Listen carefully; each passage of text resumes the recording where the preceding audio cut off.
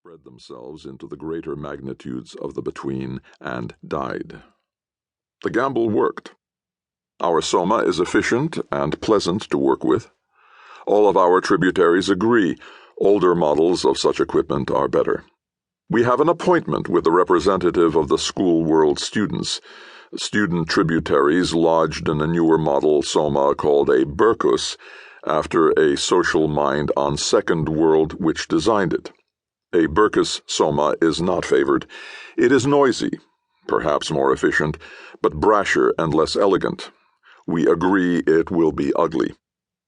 Data clouds swirl and spread tendrils high over the plain. The single somas march between our legs, cleaning unwanted debris from the black domes. Within the domes, all history. We could reach down and crush one with the claws on a single leg, but that would slow end-time work and waste available energy. We are proud of our stray thinking. It shows that we are still human, still linked directly to the past. We are proud that we can ignore improper impulses. We are teachers. All teachers must be linked with the past to understand and explain it. Teachers must understand error. The past is rich with pain and error.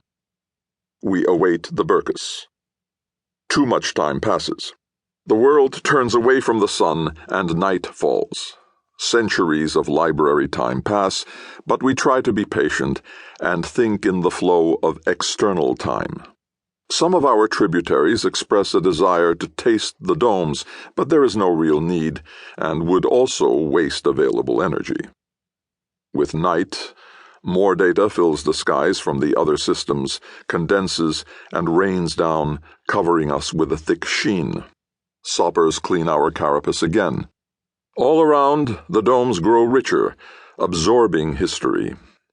We see in the distance a night interpreter striding on giant disjointed legs between the domes. It eats the domes and returns white mounds of discard. All the domes must be interpreted to see if any of the history should be carried by the final end-time self. The final self will cross the between, order held in perfect inaction, until the between has experienced sufficient rest and boredom. It will cross that point when time and space become granular and nonlinear, when the unconserved energy of expansion, absorbed at the minute level of the quantum foam, begins to disturb the metric. The metric becomes noisy and irregular, and all extension evaporates. The universe has no width, no time, and all is back at the beginning. The final self will survive, knitting itself into the smallest interstices, armored against the fantastic pressure of a universe's death sound. The quantum foam will give up its noise, and new universes will bubble forth and evolve. One will transcend. The transcendent reality will absorb the final self, which will seed it. From the compression should arise new intelligent beings. It is an important thing, and all teachers approve.